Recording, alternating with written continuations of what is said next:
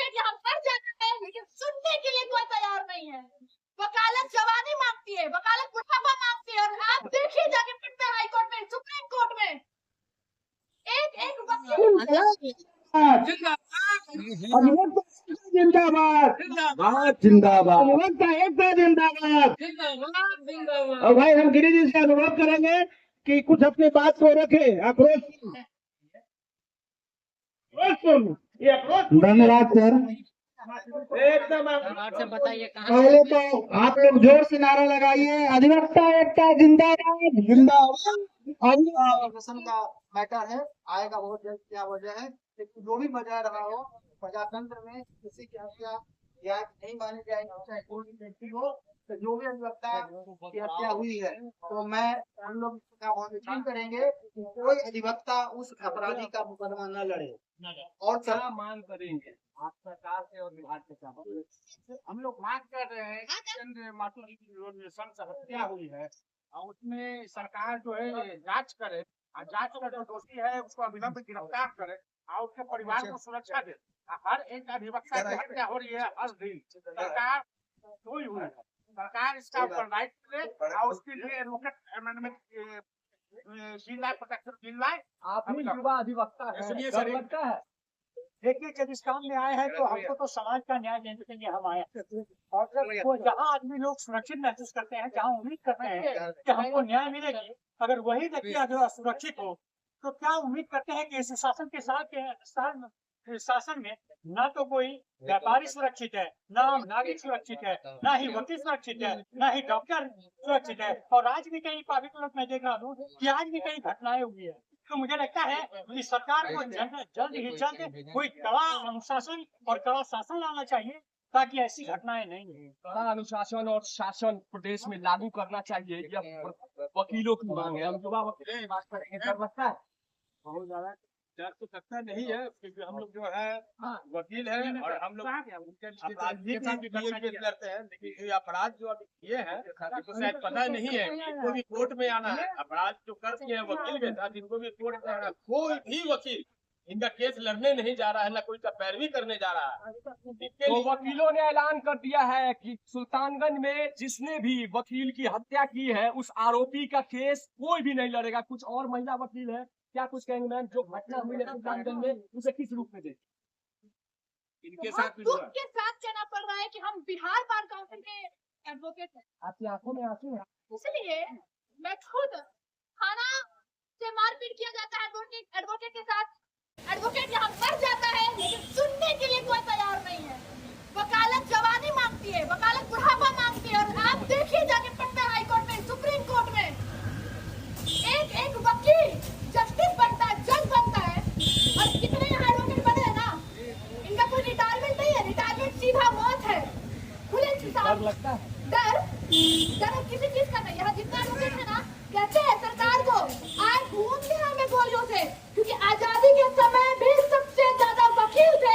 और वकीलों पे, और आज वकीलों पे मैं खुद रूबरू कुमारी परसा बाजार थाना के अंतर्गत मुझे मारपीट किया गया। सीजेएम सुनते नहीं है, जज बोलते हैं कि इसका कॉपी क्यों नहीं सुना जाता। अरे आप भी वकील है, जस्टिस भी वकील है, बार काउंसिल में बैठे चेयरमैन भी वकील है। यहाँ जितने वकील हैं सारे वकील, कोई जज बनता है, कोई जस्टिस बनता है।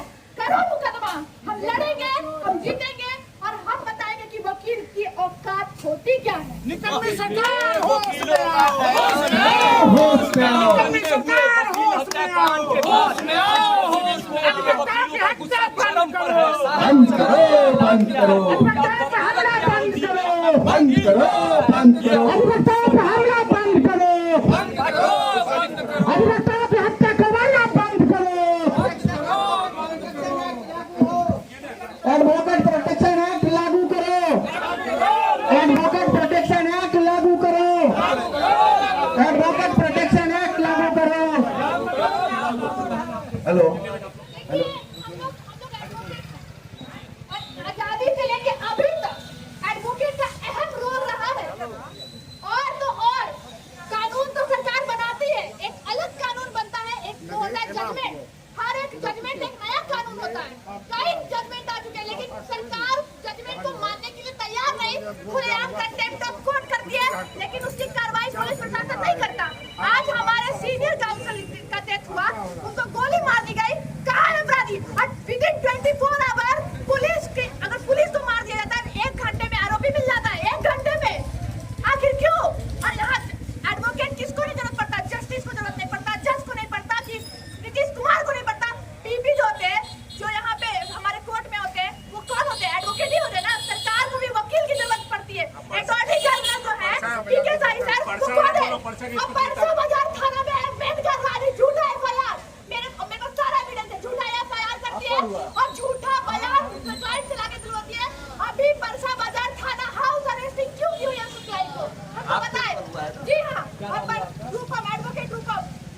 हुआ है। क्या कुछ कहेंगे आज आप लोग पटना में बैठ गए हैं?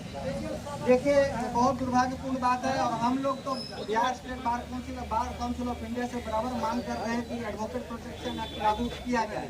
एडवोकेट प्रोटेक्शन एक्ट का ड्राफ्ट बन गया, बनकर रखा हुआ ठंडे बस्ते में, अभी तक लागू नहीं किया गया। से मांगे तो जब भी बहुत ये इसके लिए मैं सबसे ज्यादा जिम्मेवार हमारे बार काउंसिल ऑफ इंडिया के चेयरमैन श्री मनन कुमार मिश्रा जी को मानता हूँ। वो अभी एक साथ 2 पद होल्ड किए हुए हैं, अभी राज्यसभा सांसद भी हैं और चेयरमैन भी है बार काउंसिल ऑफ इंडिया के। फिर भी उनके इतने महत्वपूर्ण पदों पर रहते हुए भी अधिवक्ताओं की हत्या हो रही है और एडवोकेट प्रोटेक्शन एक्ट सरकार से लागू नहीं करवा पा रहे हैं। अधिवक्ताओं के लिए दुख की बात है, शर्म की बात है और अधिवक्ताओं का मनोबल इधर बहुत ज्यादा बढ़ गया है इस समय।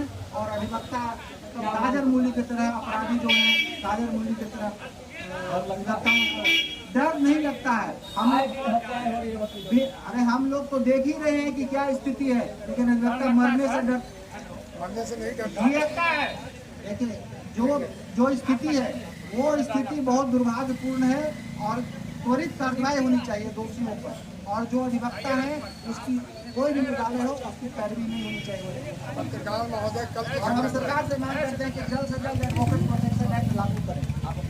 शिवानंद गिरी अधिवक्ता और जिला अधिवक्ता संघ पटना का एग्जीक्यूटिव मेंबर। बिल्कुल डर लगता है, तब लगता है उसके बाद हम लोग के परिवार जितने भी अधिवक्ता हैं उनके परिवार आप देखिए सो नहीं रहे हैं। हम लोग के परिवार अभी आ रहे थे, घर में जाके देखिए, संभल के जाइए, कहीं हत्या आपकी भी ना हो जाए। हमें डर लगता है कि हमारी भी हत्या हो जाएगी, हमारे में से किसी एक की भी अधिवक्ता की हत्या हो सकती है। डर लगता है साहब, डर निकम्मी सरकार से लगता है कि हमारे ऊपर हत्याएं हो रही है, कुछ गिरफ्तारियां नहीं हो, कुछ गिरफ्तार एडवोकेट प्रोटेक्शन एक्ट नहीं लग रहा, सरकार मलाई खाली खा रही है। डर लगता है साहब, बहुत डर लगता है। ऋषिकेश नारायण सिन्हा अधिवक्ता। युवा वकील हैं आप, क्या कहेंगे? देखिए सबसे बड़ी चीज है कि कोई भी आदमी इस क्षेत्र में आता है तो अपने बल पर आता है। और जिस तरीके से आजकल बिहार में हिंसा का दौर चल रहा है कि लोग उसी दौर का याद कर रहे हैं जब लोग पलायन कर रहे थे। न व्यापारी सुरक्षित है, न वकील सुरक्षित है, न डॉक्टर सुरक्षित है, न तो आम जनता सुरक्षित है।